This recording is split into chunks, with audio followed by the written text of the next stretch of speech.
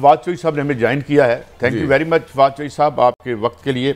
और पहले तो ये आपने बड़े ऑर्डील से गुजरे, हम आपकी आवाज़ बनते रहे जब तक हो सकता था। हजूर, मैं पहला ही सवाल ये, जो आज खान साहब नहीं गए और भट्टी साहब ने तो बहुत बड़ी खबर दे दी है कि आज भी जब वो अगर अदालत में जाते तो कोई बहुत अनटूवर्ड या ट्रेजिक इंसिडेंट हो सकता था। तो इस हवाले से आपके पास, पार्टी के पास क्या मालूमात हैं और इस हवाले से आप पेशबंदी क्या कर रहे हैं जनाब फवाद चौधरी साहब? अच्छा, एक तो ये बिल्कुल सही है जी। ये देखें, हम नहीं कह रहे, ये तो जो इंटेलिजेंस इदारे हैं उन्होंने ये बात, जो थ्रेट अलर्ट है खान साहब को जारी पहले ही हो चुका है और यकीनन उनके ऊपर जो असैसिनेशन अटेम्प्ट हुई है वो पहली नाकाम हुई है, दूसरी के लिए जो है वो डेफिनेटली एक कोशिश है और वो मामला है। और दूसरा, मेडिकली जिस तरह से उनके डॉक्टर आज अपीयर भी हुए कोर्ट में और वो उन्होंने बताया है कि अगर देखें, अब खान साहब जब जाते हैं तो 7 सैकड़ों हजारों लोग जो हैं वो इकट्ठे होते हैं। उस हसल पसल में अगर आपकी टांग जख्मी है और फ्रैक्चर है, वो डेफिनेटली दोबारा जो है उसमें मसला आ जाएगा और हमें जो 2-3 महीने के लिए वो दोबारा उनको प्लास्टर पे जाना पड़ेगा। ये तो अजीबोगरीब बात है कि नोइंग एवरीथिंग, और फिर हम कह रहे हैं कि आप ऑडियो पे कर लें, बैलेंस भिजवा दें। इमरान खान कौन सा नवाज शरीफ की तरह लंदन चले गए जहाँ से वापस नहीं आ रहे, वो आपको वापस लाने की फिक्र नहीं है। इधर आप जो बंदा पास बैठा हुआ है उसके ऊपर रोज जो है कर रहे हैं और इसकी मुझे तो समझ नहीं। और फिर सुप्रीम कोर्ट का 7 रुकनी बेंच ये कह चुका है कि सियासी मुकदमों में एंटी टेररिज्म लॉ आप यूज ना करें, उसकी भी कोई परवाह नहीं है, जो मर्जी आ रहा है। और आज तो जो राना सनाउल्लाह ने प्रेस कॉन्फ्रेंस की आपसे कुछ देर पहले, देखें, वो एक एतराफ है कि सुप्रीम कोर्ट के जजेस के खिलाफ जो ऑडियो मुहिम है वो हुकूमत चला रही है। और राना सनाउल्लाह ने जिस तरीके से उसको ऑन किया है, मुझे तो जो है वो मैं अपील करता हूँ सुप्रीम कोर्ट से कि इनको कल बुलाएं और जरा इनसे पूछें कि आपको याद है कि 1997 में बेनजीर भुट्टो गवर्नमेंट जो थी वो डिसमिस की गई थी इस बात पे कि वो जजेस के फोन टैप कर रही थी। अब अगर आप एतराफ कर रहे हैं, ये ग्राउंड है इस हुकूमत की डिसमिसल की कि ये जजेस के खिलाफ ऑडियोज जो हैं वो वीडियो और ऑडियोज जो है वो डाल रहे हैं और कईयों को धमकियां दे रहे हैं कि हम आपकी वीडियोज हैं हमारे पास। तो मेरा ये ख्याल है कि ये बड़ी खतरनाक बात है और सुप्रीम कोर्ट को इस पर मुकम्मल तहकीकात करनी चाहिए।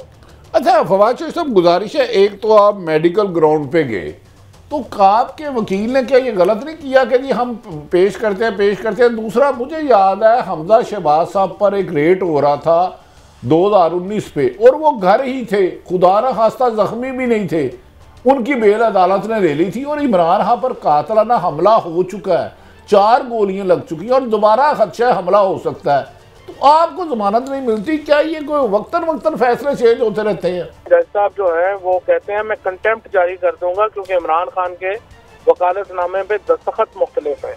इन जज साहब के ने ऑर्डर किया कि मुझे पेश करे, जब अभी आपने शुरू में जिक्र किया, जो मुझे जब इन्होंने अरेस्ट किया और आपने, आई एम सो ग्रेटफुल कि आपने उस पर आवाज उठाई। इन जज साहब ने वहाँ पे हुक्म किया, SHO मुझे लेके इस्लामाबाद चले गए, उसके ऊपर अभी तक कंटेम्प्ट नहीं जज साहब इशू कर पा रहे। इमरान खान पे कहते हैं कि जो करनी है, तो ये तो अजीबोगरीब है और यही पाकिस्तान का सानिया है। नहीं चौधरी साहब, अगर अब जैसे राना सनाउल्लाह ने कहा कि मैं फौरी हुकूमत को कहूँगा, अगर इमरान खान साहब के रेड किया जाता है, आज गिरफ्तार कर लेते हैं या किसी भी वक्त, तो क्या आप समझते नहीं जो जेल भरो तरीका उसका वक्त आ गया या मजीद इंतजार किया जाएगा? नहीं, उसका तो नुक्ता अरूज आ जाएगा, उसको शुरू करने का वक्त नहीं आ जाएगा, वो तो उसका नुक्ता अरूज आ जाएगा अगर इमरान खान को अरेस्ट करेंगे।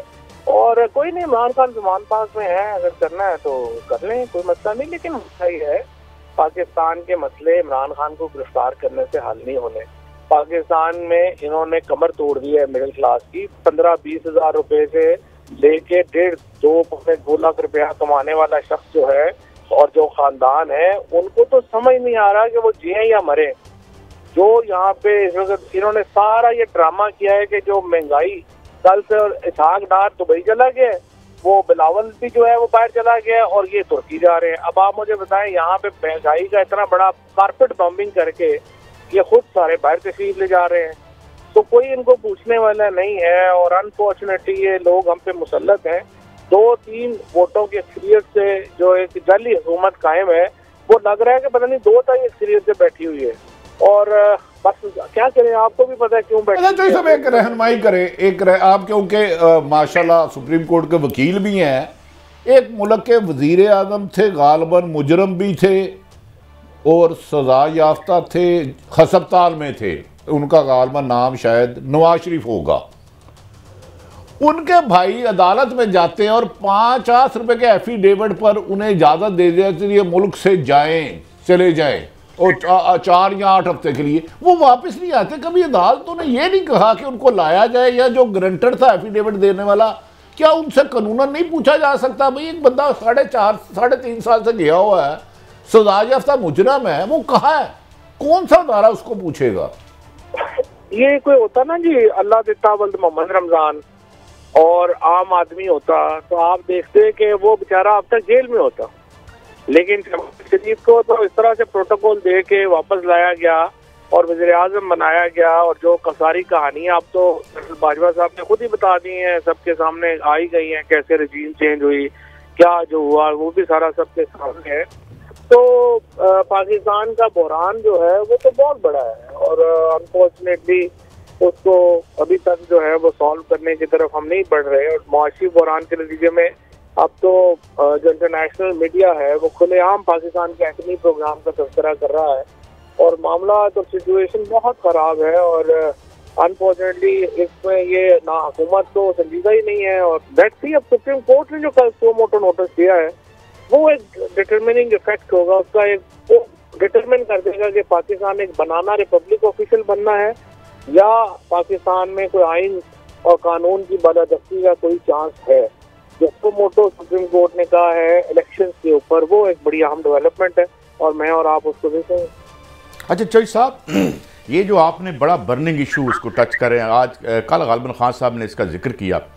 चौधरी साहब, हमें ये लगता है कि ये जो ड्रामेटिकली चेंज आ जाएगी, ये जो प्राइस हाइक है, ये इसमें एक क्वालिटेटिव आ सकता है ऐसे टर्न कि ये सारी पैसे पीछे रह जाएं।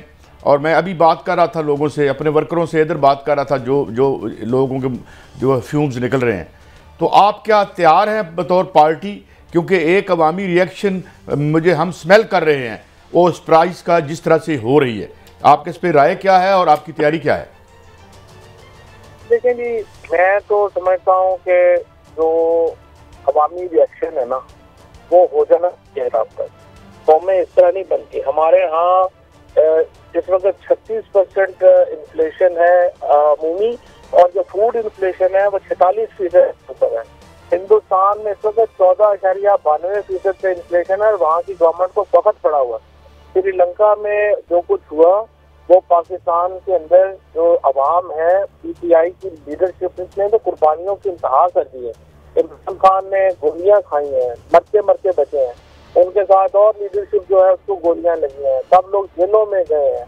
और हमारे जो वर्कर्स हैं उन्होंने 10 महीने से लगातार ये मुहिम चलाई है इस हुकूमत से जांच कराने के लिए। और आम पाकिस्तानी को मैं ये कहूँगा वो जुड़े हमारे साथ और इस तहरीक में सड़कों पे निकले। सिर्फ ट्विटर के ऊपर, फेसबुक के ऊपर घर बैठ के ये इन्होंने नहीं जाना। आपको इस कुर्बानियां देनी पड़ती हैं। और वो कौमें जो सिर्फ कहती हैं कि हमें कोई तकलीफ के बगैर हमें हमारे हक मिल जाए, वो नहीं मिलते। हक के लिए तो लड़ना पड़ता है और हक के लिए बाहर निकलना पड़ता है। और ये जो इस वक्त पाकिस्तान की अवाम से क़यामत टूटी है महंगाई की और जो यहाँ पे अजाब आया है, ये बढ़ता जाएगा। आप देखें 24% कमी हुई है तेल की कीमत में दुनिया में। यहाँ पे आप देख लें कि क्या अशर नशर इन्होंने कर दिया। तो अवाम को तो निकलना पड़ेगा। स्पेशली जो हमारी बार एसोसिएशन है और मीडिया, इनकी जो तंजीमें हैं वो इतनी मैनेजेबल हो गई हैं। मैं आपको क्या बताऊं कि एक जो मेरा जो इस्लामाबाद बार का प्रेसिडेंट जो मेरा वकील था, उसको एक धमकी आई कि आपका 10 करोड़ रुपया हम रोक लेंगे। इस्लामाबाद बार का प्रेसिडेंट मेरे केस में पेश नहीं हुआ उसके बाद। और आज ये जो अपना प्रेस क्लब लाहौर है, फाद ने हम इससे जो इंफॉर्मेशन मिनिस्टर साहब से सवाल पूछा, उसके बाद प्रेस क्लब लाहौर ने जर्नलिस्ट पर पाबंदी लगा दी कि आप सवाल ना करें। आप मुझे बताएं ये तंजीमें और इस तरह के चौधरी साहब मैं रोकूंगा। आपने ठीक फरमाया, बड़ी बदकिस्मती है, हमारे सहाफ़ी तकसीम हो चुके हैं।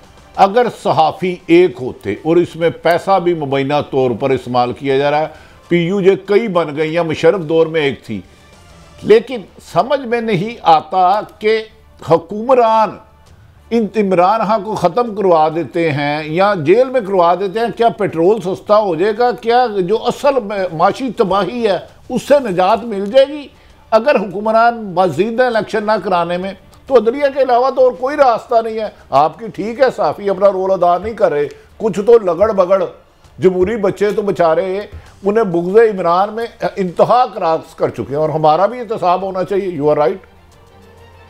देखिए जी, अदलिया की तो ज़ाहिर है सेफ गार्ड कॉन्स्टिट्यूशन को तो अदलिया ने करना है, लेकिन आप मुझे बताएं, जहाँ एक आज जो जज साहबान है दो, उन्होंने सिर्फ सख्त रिमार्क्स दिए हैं और राना सनाउल्ला ये बता रहा है कि जो ऑडियो आई है उस पर हम उन्होंने ऑडियो रिलीज करवा दी है।